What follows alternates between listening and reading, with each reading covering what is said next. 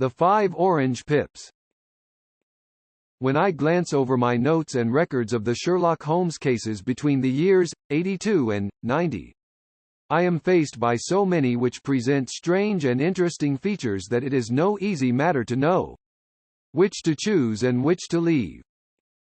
Some, however, have already gained publicity through the papers, and others have not offered a field for those peculiar qualities which my friend possessed in so high a degree, and which it is the object of these papers to illustrate. Some, too, have baffled his analytical skill, and would be, as narratives, beginnings without an ending, while others have been but partially cleared up, and have their explanations founded rather upon conjecture and surmise than on that absolute logical proof which was so dear to him. There is, however, one of these last which was so remarkable in its details, and so startling in its results that I am tempted to give some account of it, in spite of the fact that there are points in connection with it which never have been, and probably never will be, entirely cleared up. The year 87 furnished us with a long series of cases of greater or less interest, of which I retain the records. Among my headings under this 112 months, I find an account of the adventure of the Paradol Chamber, of the Amateur Mendicant Society, who held a luxurious club in the lower vault of a furniture warehouse, of the facts connected with the loss of the British bark Sophie Anderson, of the singular adventures of the Grice Pattersons in the island of Ufa, and finally of the Camberwell poisoning case. In the latter, as may be remembered, Sherlock Holmes was able, by winding up the dead man's watch, to prove that it had been wound up 2 hours before, and that therefore the deceased had gone to bed within that time, a deduction which was of the greatest importance in clearing up the case.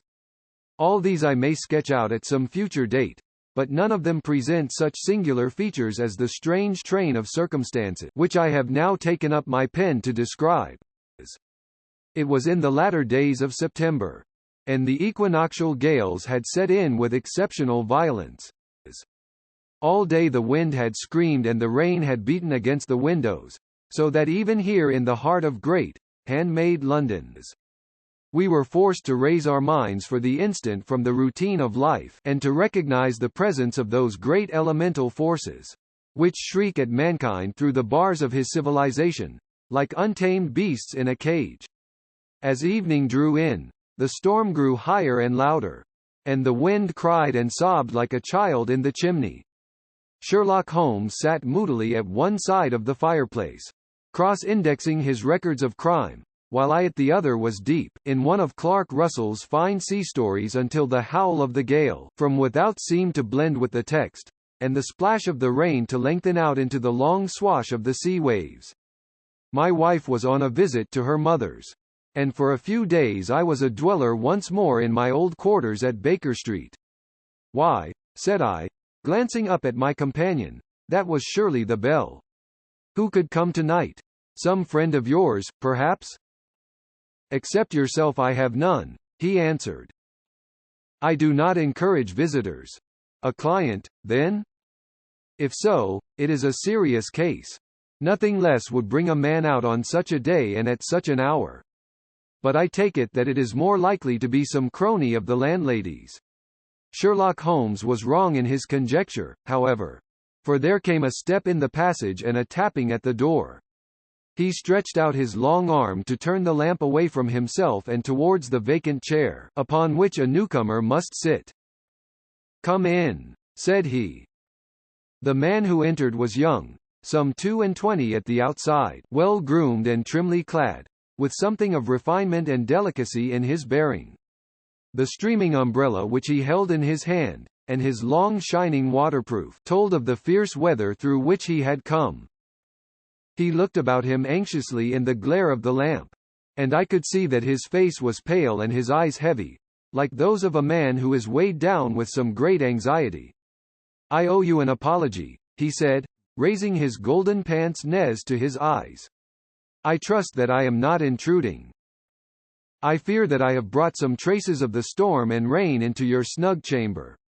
"Give me your coat and umbrella," said Holmes. "They may rest here on the hook and will be dry presently." "You have come up from the southwest?" "I see. Yes, from Horsham. That clay and chalk mixture which I see upon your toe caps is quite distinctive. I have come for advice. That is easily got. And help. That is not always so easy. I have heard of you, Mr. Holmes. I heard from Major Prendergast how you saved him in the Tankerville Club scandal. Ah, of course. He was wrongfully accused of cheating at cards. He said that you could solve anything. He said too much. That you are never beaten. I have been beaten 4 times 3 times by men, and once by a woman. But what is that compared with the number of your successes? It is true that I have been generally successful. Then you may be so with me. I beg that you will draw your chair up to the fire, and favor me with some details as to your case. It is no ordinary one. None of those which come to me are. I am the last court of appeal. And yet I question, sir, whether, in all your experience, you have ever listened to a more mysterious and inexplicable chain of events than those which have happened in my own family. You fill me with interest, said Holmes. Pray give us the essential facts from the commencement, and I can afterwards question you as to those details, which seem to me to be most important. The young man pulled his chair up and pushed his wet feet out towards the blaze. My name, said he, is John Openshaw. But my own affairs have, as far as I can understand, little to do with this awful business. It is a hereditary matter, so in order to give you an idea of the facts, I must go back to the commencement of the affair.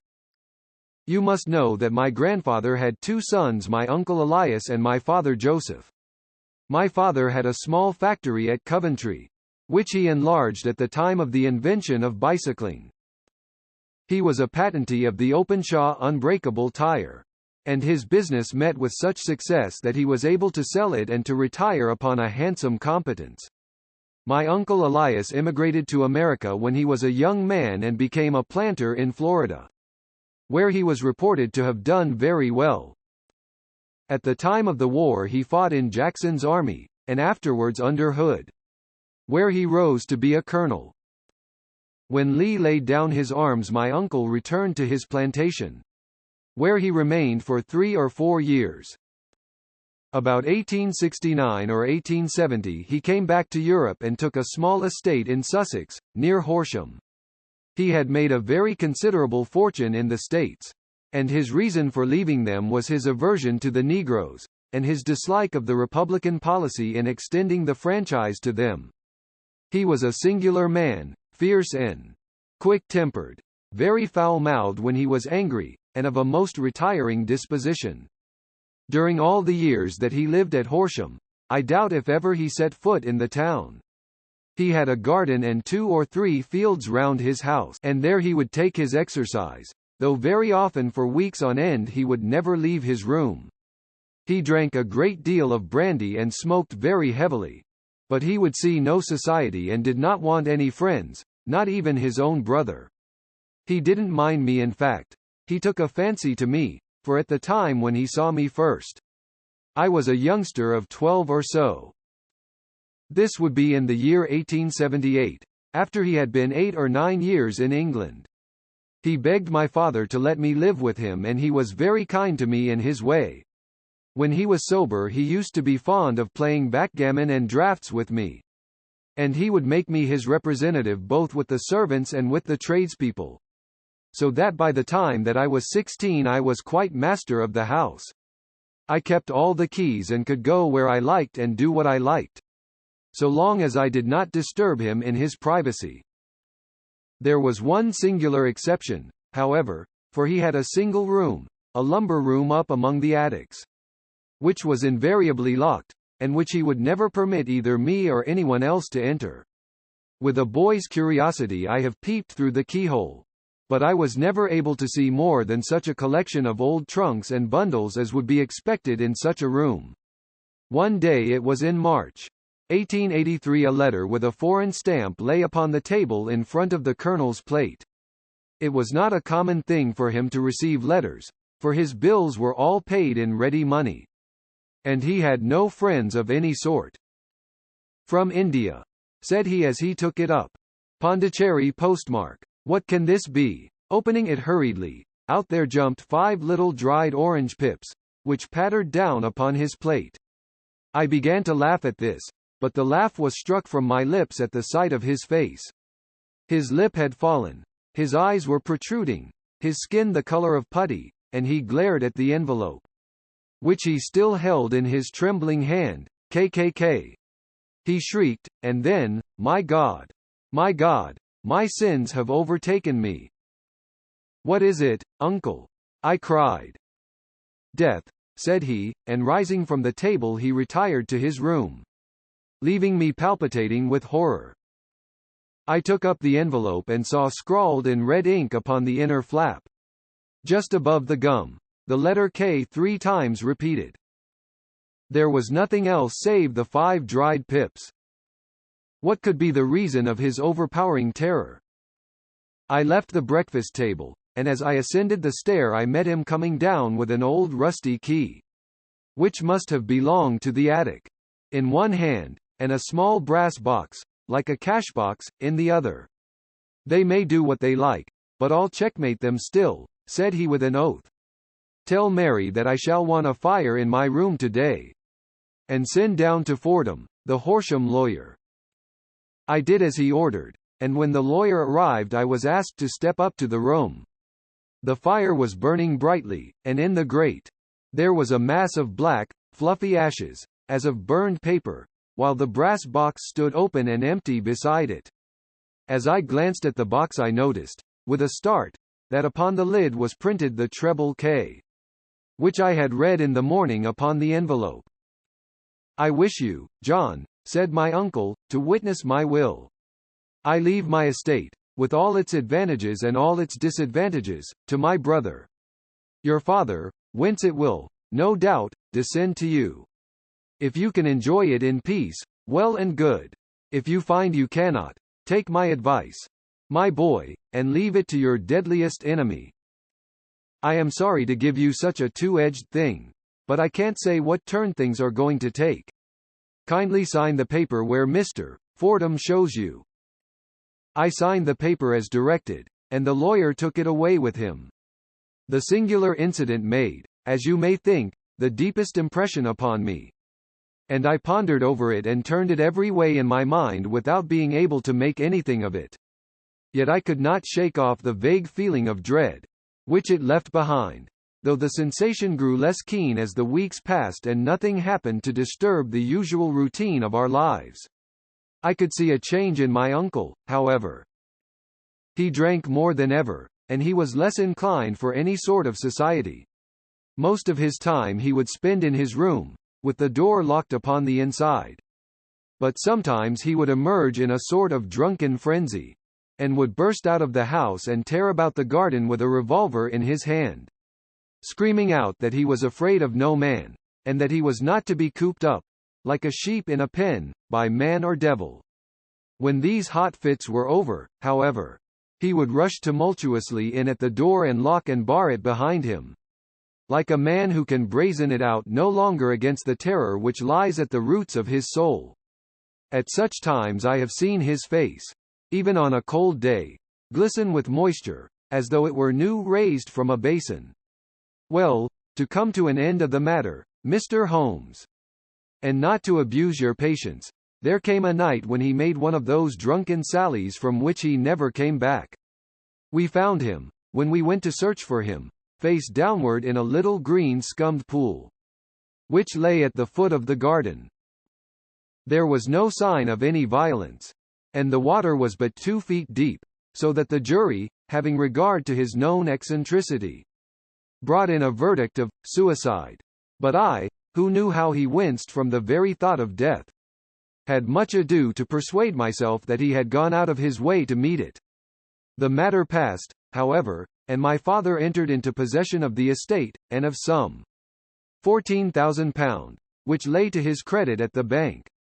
One moment, Holmes interposed. Your statement is, I foresee, one of the most remarkable to which I have ever listened. Let me have the date of the reception by your uncle of the letter, and the date of his supposed suicide. The letter arrived on March 10, 1883. His death was 7 weeks later, upon the night of May 2. Thank you. Pray proceed. When my father took over the Horsham property, he, at my request, made a careful examination of the attic, which had been always locked up. We found the brass box there, although its contents had been destroyed. On the inside of the cover was a paper label, with the initials of KKK repeated upon it, and letters, memoranda, receipts, and a register written beneath. These, we presume, indicated the nature of the papers which had been destroyed by Colonel Openshaw. For the rest, there was nothing of much importance in the attic, save a great many scattered papers and notebooks bearing upon my uncle's life in America. Some of them were of the wartime, and showed that he had done his duty well and had borne the repute of a brave soldier. Others were of a date during the Reconstruction of the Southern states, and were mostly concerned with politics. For he had evidently taken a strong part in opposing the carpet-bag politicians, who had been sent down from the north. Well, it was the beginning of '84 when my father came to live at Horsham, and all went as well as possible with us until the January of '85. On the 4th day after the New Year, I heard my father give a sharp cry of surprise as we sat together at the breakfast table. There he was, sitting with a newly opened envelope in one hand, and 5 dried orange pips in the outstretched palm of the other one. He had always laughed at what he called my cock and bull story about the colonel, but he looked very scared and puzzled now that the same thing had come upon himself. "Why, what on earth does this mean, John?" he stammered. My heart had turned to lead. "It is KKK," said I. He looked inside the envelope. "So it is," he cried. "Here are the very letters. But what is this written above them?" "Put the papers on the sundial," I read, peeping over his shoulder. "What papers? What sundial?" he asked. "The sundial in the garden. There is no other," said I. "But the papers must be those that are destroyed." "Pooh," said he, gripping hard at his courage. "We are in a civilized land here, and we can't have tomfoolery of this kind. Where does the thing come from?" "From Dundee," I answered, glancing at the postmark. "Some preposterous practical joke," said he. "What have I to do with sundials and papers? I shall take no notice of such nonsense. I should certainly speak to the police," I said. "And be laughed at for my pains. Nothing of the sort." "Then let me do so?" "No, I forbid you. I won't have a fuss made about such nonsense." It was in vain to argue with him, for he was a very obstinate man. I went about, however, with a heart which was full of forebodings. On the 3rd day after the coming of the letter my father went from home to visit an old friend of his, Major Freebody, who is in command of one of the forts upon Portsdown Hill. I was glad that he should go, for it seemed to me that he was farther from danger when he was away from home. In that, however, I was in error. Upon the 2nd day of his absence, I received a telegram from the Major, imploring me to come at once. My father had fallen over one of the deep chalk pits, which abound in the neighborhood, and was lying senseless, with a shattered skull. I hurried to him, but he passed away without having ever recovered his consciousness. He had, as it appears, been returning from Fareham in the twilight, and as the country was unknown to him, and the chalk pit unfenced, the jury had no hesitation in bringing in a verdict of death from accidental causes. Carefully as I examined every fact connected with his death, I was unable to find anything which could suggest the idea of murder. There were no signs of violence, no footmarks, no robbery, no record of strangers having been seen upon the roads. And yet I need not tell you that my mind was far from at ease, and that I was well nigh certain that some foul plot had been woven round him. In this sinister way I came into my inheritance. You will ask me why I did not dispose of it. I answer, because I was well convinced that our troubles were in some way dependent upon an incident in my uncle's life, and that the danger would be as pressing in one house as in another. It was in January, 1885, that my poor father met his end. And 2 years and 8 months have elapsed since then. During that time I have lived happily at Horsham.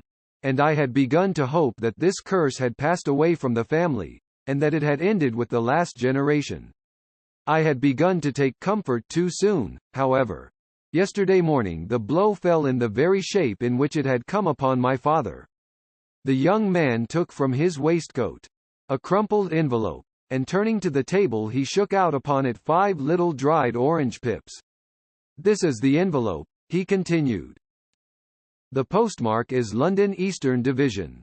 Within are the very words which were upon my father's last message. KKK, and then, put the papers on the sundial." "What have you done?" asked Holmes. "Nothing." "Nothing?" To tell the truth, he sank his face into his thin, white hands. I have felt helpless. I have felt like one of those poor rabbits when the snake is writhing towards it. I seem to be in the grasp of some resistless, inexorable evil, which no foresight and no precautions can guard against. "Tut! Tut!" cried Sherlock Holmes. "You must act, man, or you are lost. Nothing but energy can save you. This is no time for despair. I have seen the police. Ah, but they listened to my story with a smile. I am convinced that the inspector has formed the opinion that the letters are all practical jokes, and that the deaths of my relations were really accidents, as the jury stated, and were not to be connected with the warnings." Holmes shook his clenched hands in the air.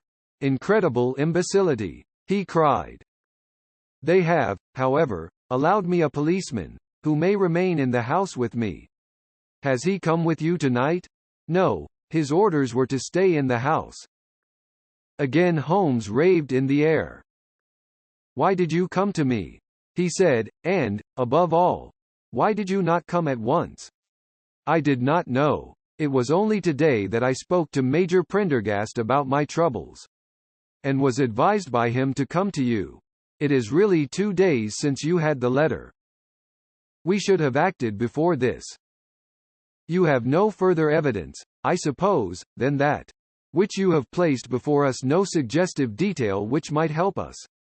"There is one thing," said John Openshaw. He rummaged in his coat pocket, and, drawing out a piece of discolored, blue-tinted paper, he laid it out upon the table.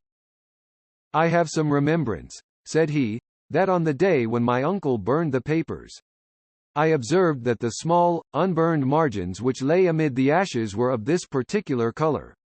I found this single sheet upon the floor of his room, and I am inclined to think that it may be one of the papers, which has, perhaps, fluttered out from among the others, and in that way has escaped destruction.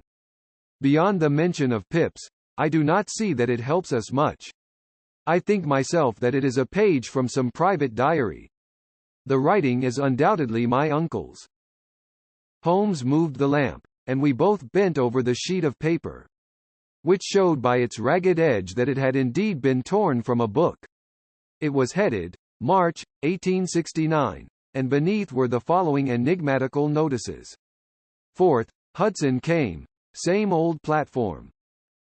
7th, set the pips on Macaulay, Paramore, and John Swain of St. Augustine. 9th, Macaulay cleared. 10th, John Swain cleared. 12th, visited Paramore, all well." "Thank you," said Holmes, folding up the paper and returning it to our visitor. "And now you must on no account lose another instant. We cannot spare time even to discuss what you have told me. You must get home instantly and act. What shall I do?" "There is but one thing to do. It must be done at once. You must put this piece of paper which you have shown us into the brass box which you have described. You must also put in a note to say that all the other papers were burned by your uncle, and that this is the only one which remains. You must assert that in such words as will carry conviction with them. Having done this, you must at once put the box out upon the sundial, as directed. Do you understand?" "Entirely. Do not think of revenge, or anything of the sort, at present." I think that we may gain that by means of the law. But we have our web to weave, while theirs is already woven. The first consideration is to remove the pressing danger which threatens you. The second is to clear up the mystery and to punish the guilty parties. I thank you, said the young man, rising and pulling on his overcoat. You have given me fresh life and hope. I shall certainly do as you advise. Do not lose an instant. And, above all, take care of yourself in the meanwhile. For I do not think that there can be a doubt that you are threatened by a very real and imminent danger. How do you go back? By train from Waterloo. It is not yet 9. The streets will be crowded, so I trust that you may be in safety. And yet you cannot guard yourself too closely. I am armed. That is well. Tomorrow I shall set to work upon your case. I shall see you at Horsham, then? No, your secret lies in London. It is there that I shall seek it. Then I shall call upon you in a day, or in 2 days, with news as to the box and the papers. I shall take your advice in every particular. He shook hands with us and took his leave. Outside the wind still screamed and the rain splashed and pattered against the windows. This strange, wild story seemed to have come to us from amid the mad elements blown in upon us like a sheet of seaweed in a gale and now to have been reabsorbed by them once more. Sherlock Holmes sat for some time in silence, with his head sunk forward, and his eyes bent upon the red glow of the fire. Then he lit his pipe, and leaning back in his chair, he watched the blue smoke rings as they chased each other up to the ceiling. I think, Watson, he remarked at last, that of all our cases, we have had none more fantastic than this. Save, perhaps, the sign of 4. Well, yes, save, perhaps, that. And yet this John Openshaw seems to me to be walking amid even greater perils than did the Sholtos. But have you, I asked, formed any definite conception as to what these perils are?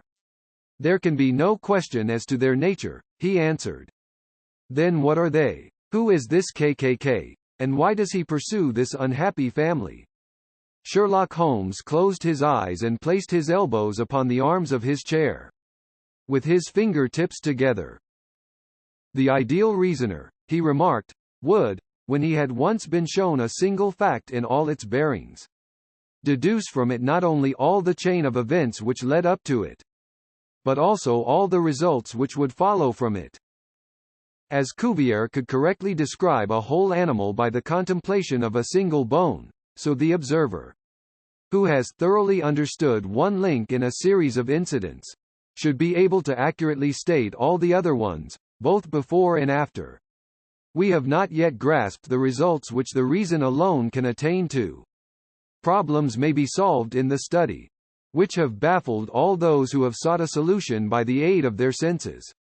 To carry the art, however, to its highest pitch, it is necessary that the reasoner should be able to utilize all the facts which have come to his knowledge, and this in itself implies, as you will readily see, a possession of all knowledge, which, even in these days of free education and encyclopedias, is a somewhat rare accomplishment.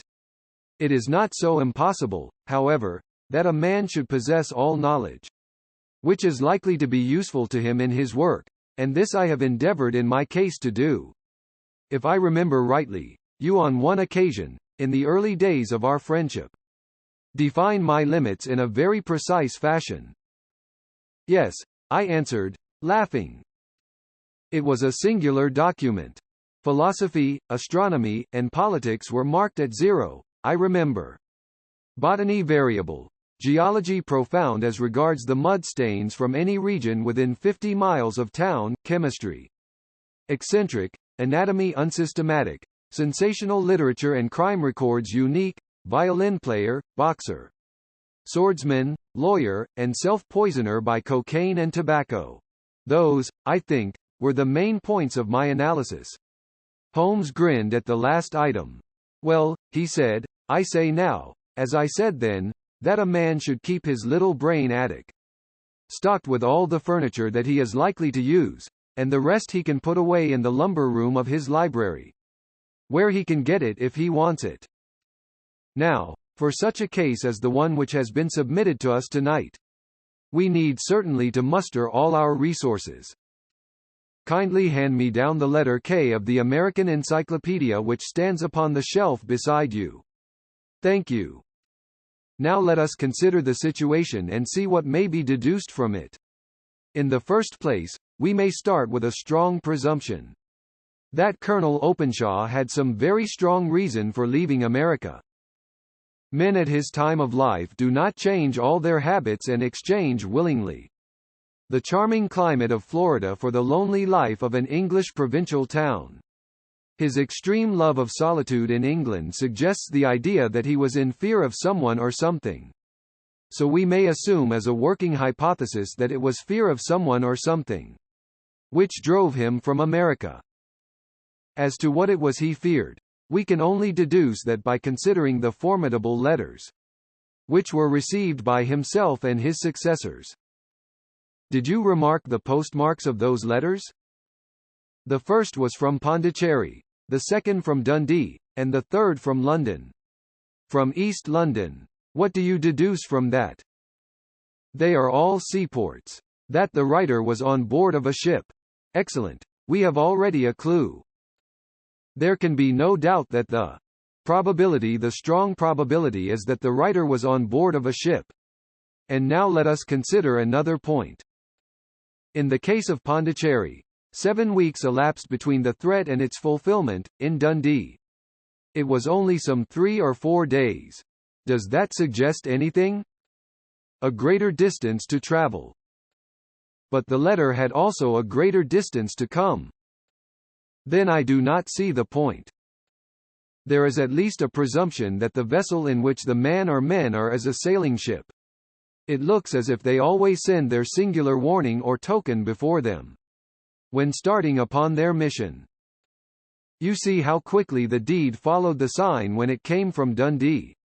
If they had come from Pondicherry in a steamer, they would have arrived almost as soon as their letter. But, as a matter of fact, 7 weeks elapsed.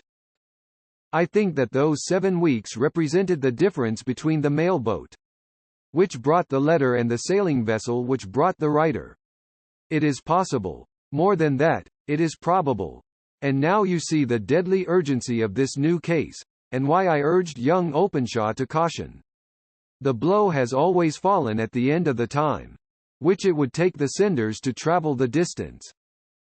But this one comes from London, and therefore we cannot count upon delay. Good God! I cried. What can it mean, this relentless persecution? The papers which Openshaw carried are obviously of vital importance to the person or persons in the sailing ship. I think that it is quite clear that there must be more than one of them. A single man could not have carried out 2 deaths in such a way as to deceive a coroner's jury. There must have been several in it, and they must have been men of resource and determination. Their papers they mean to have, be the holder of them who it may. In this way you see KKK ceases to be the initials of an individual and becomes the badge of a society. But of what society? Have you never said Sherlock Holmes? Bending forward and sinking his voice, have you never heard of the Ku Klux Klan? I never have. Holmes turned over the leaves of the book upon his knee. Here it is, said he presently. Ku Klux Klan. A name derived from the fanciful resemblance to the sound produced by cocking a rifle. This terrible secret society was formed by some ex-Confederate soldiers in the southern states after the Civil War. And it rapidly formed local branches in different parts of the country. Notably in Tennessee, Louisiana, the Carolinas, Georgia, and Florida. Its power was used for political purposes, principally for the terrorizing of the Negro voters, and the murdering and driving from the country of those who were opposed to its views. Its outrages were usually preceded by a warning sent to the marked man in some fantastic, but generally recognized shape, a sprig of oak leaves in some parts, melon seeds or orange pips in others. On receiving this, the victim might either openly abjure his former ways, or might fly from the country. If he braved the matter out, death would unfailingly come upon him, and usually in some strange and unforeseen manner. So perfect was the organization of the society, and so systematic its methods, that there is hardly a case upon record where any man succeeded in braving it with impunity, or in which any of its outrages were traced home to the perpetrators. For some years the organization flourished in spite of the efforts of the United States government and of the better classes of the community in the South. Eventually, in the year 1869, the movement rather suddenly collapsed, although there have been sporadic outbreaks of the same sort since that date. You will observe, said Holmes, laying down the volume, that the sudden breaking up of the society was coincident with the disappearance of Openshaw from America with their papers. It may well have been cause and effect. It is no wonder that he and his family have some of the more implacable spirits upon their track. You can understand that this register and diary may implicate some of the first men in the South, and that there may be many who will not sleep easy at night until it is recovered. Then the page we have seen is such as we might expect. It ran, if I remember right, sent the pips to A, B, and C, that is, sent the society's warning to them. Then there are successive entries that A and B cleared, or left the country, and finally that C was visited, with, I fear, a sinister result for C. Well, I think, Doctor, that we may let some light into this dark place. And I believe that the only chance young Openshaw has in the meantime is to do what I have told him. There is nothing more to be said or to be done tonight, so hand me over my violin and let us try to forget for half an hour the miserable weather and the still more miserable ways of our fellow men. It had cleared in the morning, and the sun was shining with a subdued brightness through the dim veil which hangs over the great city. Sherlock Holmes was already at breakfast when I came down. You will excuse me for not waiting for you, said he. I foresee, a very busy day before me in looking into this case of young Openshaw's. What steps will you take? I asked. It will very much depend upon the results of my first inquiries. I may have to go down to Horsham, after all. You will not go there first? No, I shall commence with the city. Just ring the bell and the maid will bring up your coffee. As I waited, I lifted the unopened newspaper from the table and glanced my eye over it. It rested upon a heading which sent a chill to my heart. Holmes, I cried, you are too late. Ah, said he, laying down his cup, I feared as much. How was it done? He spoke calmly, but I could see that he was deeply moved. My eye caught the name of Openshaw, and the heading, Tragedy near Waterloo Bridge. Here is the account. Between 9 and 10 last night Police Constable Cook, of the H Division, on duty near Waterloo Bridge, heard a cry for help and a splash in the water. The night, however, was extremely dark and stormy, so that, in spite of the help of several passers-by, it was quite impossible to effect a rescue. The alarm, however, was given, and, by the aid of the water police, the body was eventually recovered. It proved to be that of a young gentleman whose name, as it appears from an envelope which was found in his pocket, was John Openshaw, and whose residence is near Horsham. It is conjectured that he may have been hurrying down to catch the last train from Waterloo Station, and that in his haste and the extreme darkness, he missed his path and walked over the edge of one of the small landing places for river steamboats. The body exhibited no traces of violence, and there can be no doubt that the deceased had been the victim of an unfortunate accident, which should have the effect of calling the attention of the authorities to the condition of the riverside landing stages. We sat in silence for some minutes, Holmes more depressed and shaken than I had ever seen him. That hurts my pride, Watson, he said at last. It is a petty feeling, no doubt, but it hurts my pride. It becomes a personal matter with me now, and, if God sends me health, I shall set my hand upon this gang. That he should come to me for help, and that I should send him away to his death." He sprang from his chair and paced about the room in uncontrollable agitation. With a flush upon his sallow cheeks and a nervous clasping and unclasping of his long thin hands. "They must be cunning devils," he exclaimed at last. "How could they have decoyed him down there? The embankment is not on the direct line to the station. The bridge, no doubt, was too crowded, even on such a night, for their purpose. Well, Watson, we shall see who will win in the long run. I am going out now." "To the police?" "No, I shall be my own police. When I have spun the web they may take the flies, but not before. All day I was engaged in my professional work. And it was late in the evening before I returned to Baker Street. Sherlock Holmes had not come back yet. It was nearly 10 o'clock before he entered, looking pale and worn. He walked up to the sideboard, and tearing a piece from the loaf he devoured it voraciously, washing it down with a long draught of water. "You are hungry," I remarked. "Starving, it had escaped my memory. I have had nothing since breakfast." "Nothing? Not a bite? I had no time to think of it." "And how have you succeeded?" "Well, you have a clue? I have them in the hollow of my hand.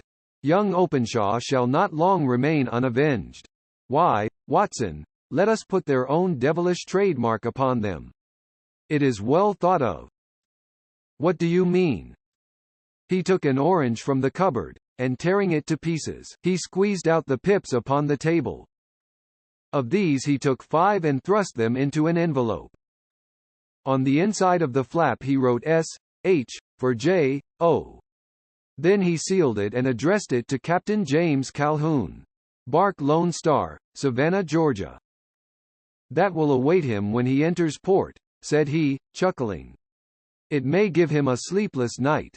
He will find it as sure a precursor of his fate as Openshaw did before him." "And who is this Captain Calhoun?" "The leader of the gang. I shall have the others, but he first." "How did you trace it, then?" He took a large sheet of paper from his pocket, all covered with dates and names. "I have spent the whole day," said he, "over Lloyd's registers and files of the old papers, following the future career of every vessel which touched at Pondicherry in January and February in '83.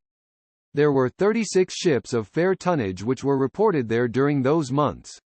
Of these, one, the Lone Star, instantly attracted my attention, since, although it was reported as having cleared from London, the name is that which is given to one of the states of the Union. Texas, I think. I was not and am not sure which, but I knew that the ship must have an American origin. What then? I searched the Dundee records, and when I found that the bark Lone Star was there in January '85, my suspicion became a certainty. I then inquired as to the vessels which lay at present in the port of London. Yes? The Lone Star had arrived here last week. I went down to the Albert Dock and found that she had been taken down the river by the early tide this morning, homeward bound to Savannah. I wired to Gravesend and learned that she had passed some time ago, and as the wind is easterly, I have no doubt that she is now past the Goodwins and not very far from the Isle of Wight. What will you do, then? Oh, I have my hand upon him. He and the 2 mates are, as I learn, the only native-born Americans in the ship. The others are Finns and Germans. I know, also, that they were all 3 away from the ship last night. I had it from the stevedore who has been loading their cargo. By the time that their sailing ship reaches Savannah, the mailboat will have carried this letter, and the cable will have informed the police of Savannah that these 3 gentlemen are badly wanted here upon a charge of murder. There is ever a flaw, however, in the best laid of human plans, and the murderers of John Openshaw were never to receive the orange pips, which would show them that another, as cunning and as resolute as themselves, was upon their track. Very long and very severe were the equinoctial gales that year. We waited long for news of the Lone Star of Savannah, but none ever reached us. We did at last hear that somewhere far out in the Atlantic, a shattered stern post of a boat was seen swinging in the trough of a wave, with the letters L.S. carved upon it. And that is all which we shall ever know of the fate of the Lone Star.